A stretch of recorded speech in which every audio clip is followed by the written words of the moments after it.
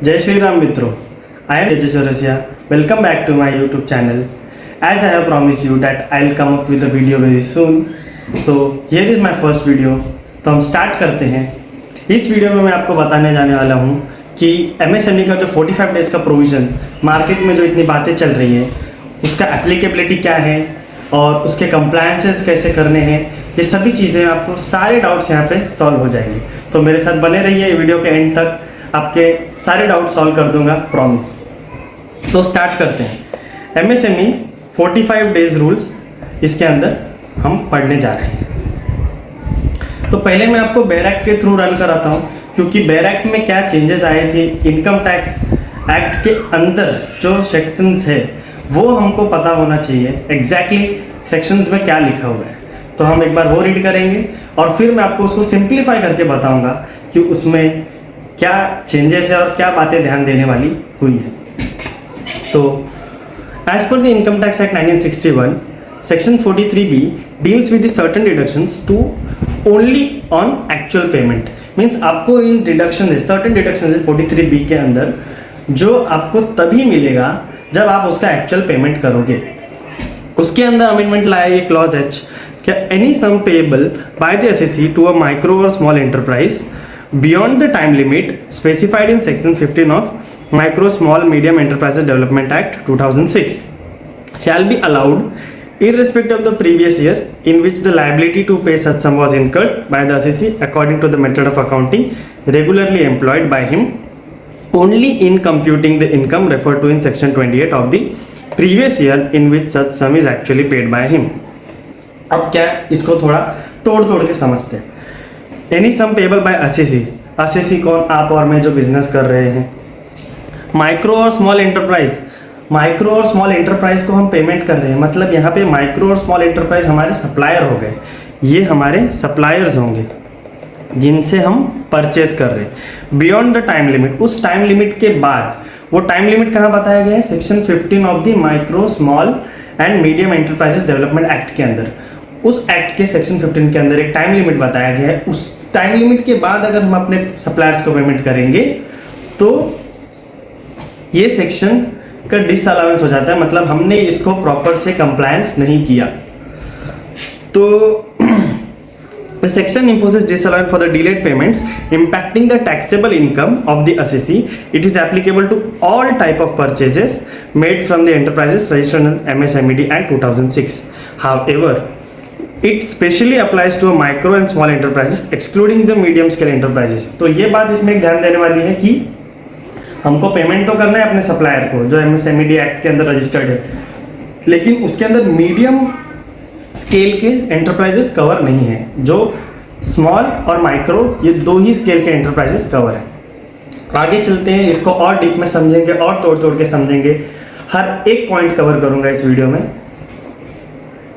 तो पहले समझ लेते हैं MSME होता क्या है, उसका डेफिनेशन क्या है। अगर ये MSME जो हमारा सप्लायर है उनको हमको पेमेंट करना है तो हमको पता तो होना चाहिए कि इसमें कवर कौन कौन है, और हम भी अगर कवर है इसमें तो हमारा भी एक तरीके से फ़ायदा है कि हमको अभी पेमेंट्स टाइम पे मिलेंगे। तो देखते हैं, इसका क्राइटेरिया है, पहले ओल्ड था, ये ओल्ड क्राइटेरिया है, अभी ये न्यू क्राइटेरिया है। चेंजेस इसके क्राइटेरिया में भी हुई है MSME की डेफिनेशन के अंदर। इन्वेस्टमेंट एंड टर्नओवर, ये दो चीज़ों के बेसिस पे हम डिसाइड करते हैं कि हम माइक्रो में है कवर, स्मॉल में है या मीडियम में है। और यहाँ पर एंड है, मैं आपको बता देता हूँ, एंड सॉरी, ये तीनों में एंड है। तो अगर आप माइक्रो स्केल के एंटरप्राइज हो, ये कब कहा जाएगा, जब आपका investment in plant and machinery investment in plant and machinery 1 crore तक है, लाइक बिलो 1 करोड़ को एक्सीड नहीं करना चाहिए, और आपका टर्नओवर 5 करोड़ तक है तो आप माइक्रो एंटरप्राइजेस में आ जाओगे। अगर आपका इन्वेस्टमेंट 10 करोड़ तक है एंड टर्नओवर 50 करोड़ तक है तो आप स्मॉल में आ जाओगे। एंड टर्नओवर अगर 50 करोड़ के ऊपर जाता है अप टू 250 करोड़, और इन्वेस्टमेंट 10 करोड़ के ऊपर जाता है अप टू 20 करोड़, तो आप मीडियम एंटरप्राइज में आ जाओगे। हालांकि मीडियम एंटरप्राइजेस इस अमेंडमेंट से उन पे कुछ इम्पैक्ट नहीं होने वाला है, इम्पैक्ट होगा तो सिर्फ इन दो पे, माइक्रो एंड स्मॉल पे। तो इस क्राइटेरिया के बेसिस पे आप डिसाइड कर सकते हो कि आप इसमें कवर हो रहे हो या नहीं। एक ये क्राइटेरिया है। एंड सेकंड थिंग इज, आपने उद्योग आधार का रजिस्ट्रेशन अगर लिया है तो भी आप एमएसएमई एक्ट के अंदर कवर हो जाते हो। लाइक आपके सप्लायर ने भी अगर लिया रहेगा वो रजिस्ट्रेशन, तो आपको उनको पेमेंट करना पड़ेगा under 45 days. Applicability of section 43 भी मैंने आपको बता दिया कि जरूरी नहीं है कि आप रजिस्टर्ड हो एमएसएमई एक्ट के अंदर। लाइक आपने उद्योग अगर आधार नहीं लिया है लेकिन आप इस क्राइटेरिया में फिट बैठ रहे हो जो मैंने आपको बताया अभी, तो भी आप इसके अंदर कवर हो जाओगे। ये था एप्लीकेबिलिटी वाला पार्ट। एंड पेमेंट टाइमलाइन जो सेक्शन 15 के अंदर दी गई है उसको थोड़ा डिटेल में देखते हैं कि एंटरप्राइजेस आर ऑब्लिगेटेड टू पे micro and small suppliers with in 15 और 45 डेज। यहाँ पे दो टाइप के डेज का बात करेंगे, एक 15, 45, depending on the presence of a written agreement. In absence of the written agreement, payment should be made within 15 days. If there is written agreement, payment shall be made as per the agreed upon timeline not exceeding 45 days. Means simple उन्होंने कहा है, अगर आपका कोई agreement नहीं है तो आपको अपने सप्लायर को पेमेंट करना है 15 डेज के अंदर अंदर। लेकिन अगर आपने एग्रीमेंट एंटर किया है आपने और आपके सप्लायर ने, तो वो एग्रीमेंट में जो डेज आपने डिसाइड किया है वो ही डेज हम मान लेंगे, लेकिन वो डेज 45 डेज को एक्सीड नहीं करना चाहिए। फॉर एग्जांपल, अगर एग्रीमेंट में आपने 60 डेज लिखा था तो गवर्नमेंट बोलेगा नहीं आपको 45 डेज में पेमेंट करना है। अगर आपने 30 लिखा तो बोलेंगे ठीक है हम 30 में ही मान लेंगे, आप 30 डेज में पेमेंट कर दो, हमको कोई प्रॉब्लम नहीं है। लेकिन अगर एग्रीमेंट नहीं है तो 15 डेज में पेमेंट करना पड़ेगा, ये बात आप ध्यान में रखो।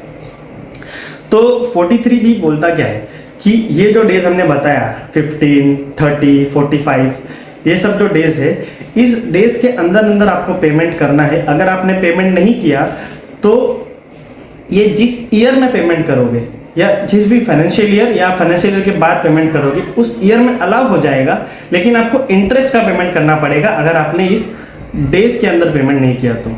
उसको भी समझते हैं। Section 43BH states that any sum payable by the assist to micro, small and enterprise beyond the time limit specified in section 15 of MSMED Act shall be allowed only in computing the income of the previous year in which the sum has actually paid।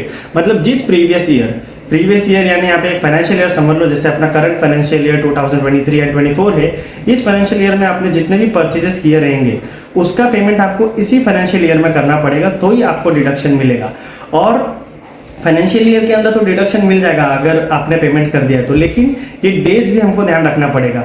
अगर ऐसा हुआ कि 45 days के अंदर अंदर आपने payment नहीं किया, 45 डेज के बाद पेमेंट कर रहे हो लेकिन with in the same financial year, तो आपको डिडक्शन तो मिल जाएगा परचेजेस का, लेकिन जो 45 डेज के बाद आपने पेमेंट किया उस जो डिफरेंस है उतने डेट्स का आपको इंटरेस्ट पे करना पड़ेगा, ऐसा भी प्रोविजन में लिखा हुआ है।